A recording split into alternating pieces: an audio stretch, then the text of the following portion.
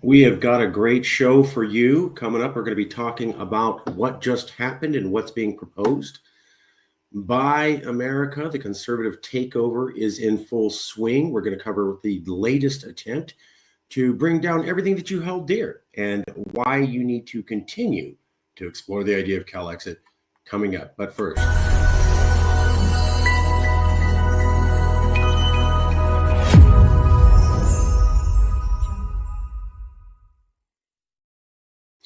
this is the title of the video. We're going to be looking at these articles. House Republican reconciliation would force states to cut assistance, healthcare, and other vital services. California underserved communities face enormous threats. The House Republicans' budget bill guts basic needs programs for most vulnerable Americans to give tax breaks to the rich. And the reconciliation bill would terminate Medi-Cal coverage for millions of Californians. So we'll be getting information from this article, and this article, and this article, and this article.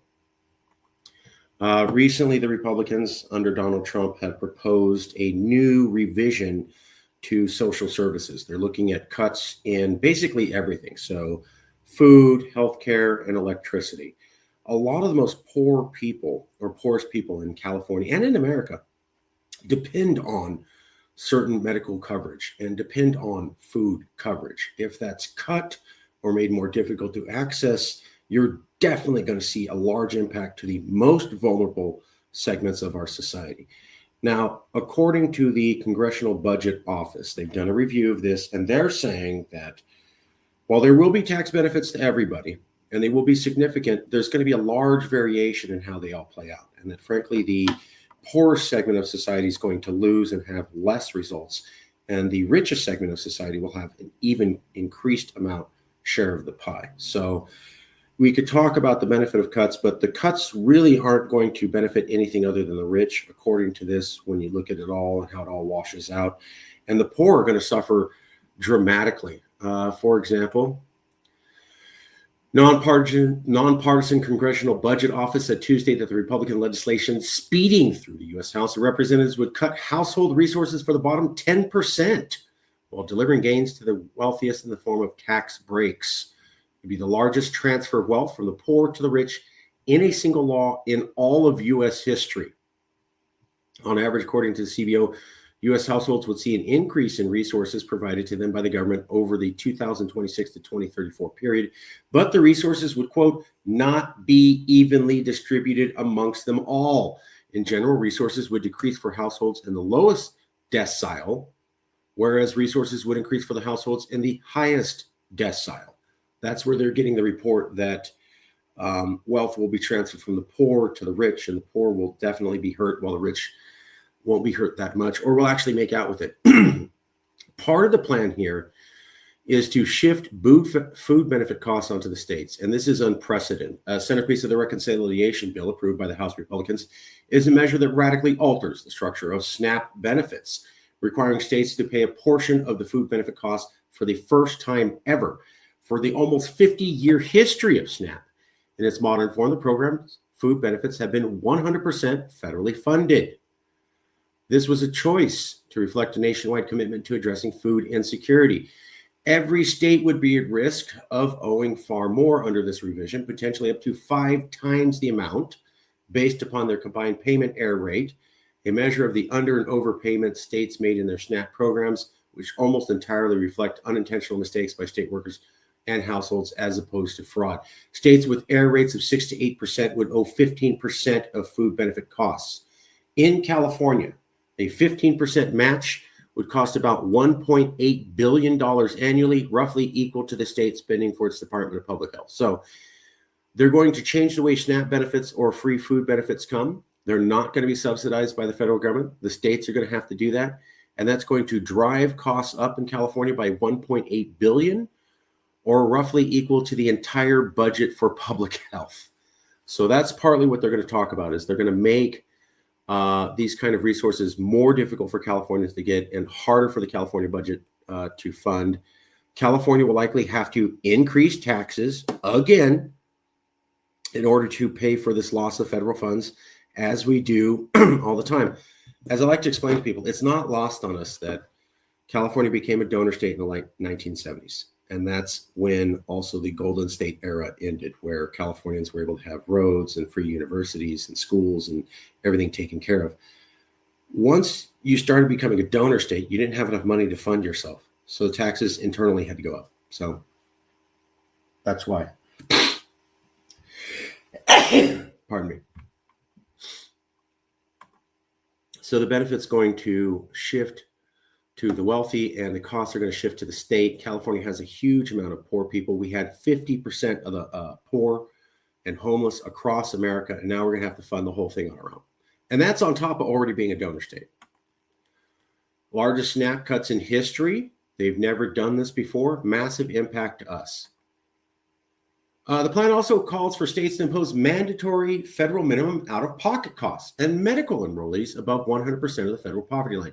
So people who are qualified for poverty under or as poor under the federal regulations, they're going to have to start doing mandatory minimum out-of-pocket costs. This is an especially punitive way to reduce spending by basically limiting a person's ability to get the care they need, even when they have Medicaid.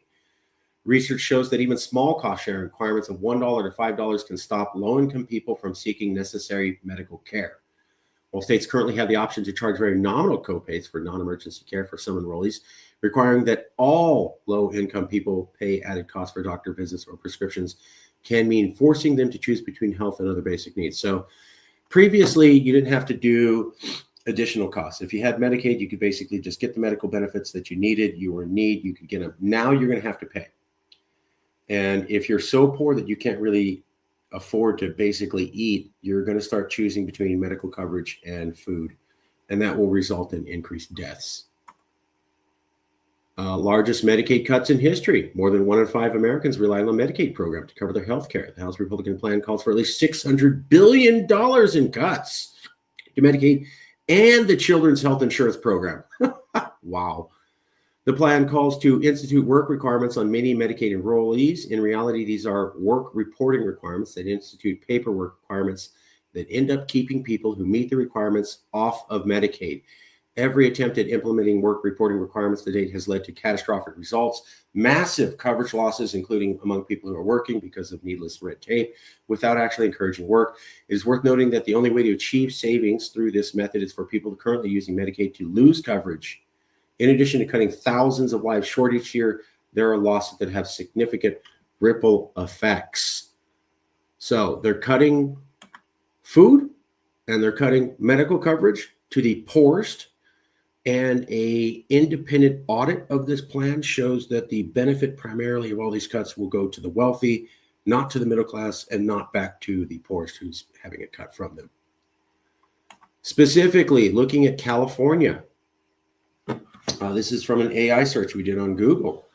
Significant cuts to federal programs. The bill proposes substantial reductions to programs like Medicaid, that's called Medi-Cal in California, and CalFresh or SNAP.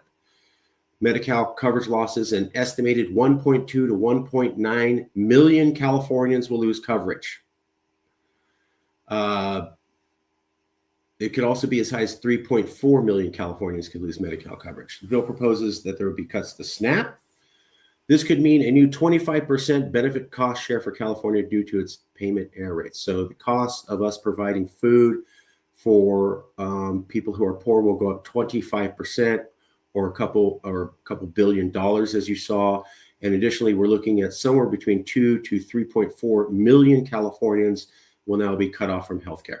California will have to pay for that, and that will have to come from increased taxes while we're already a donor state.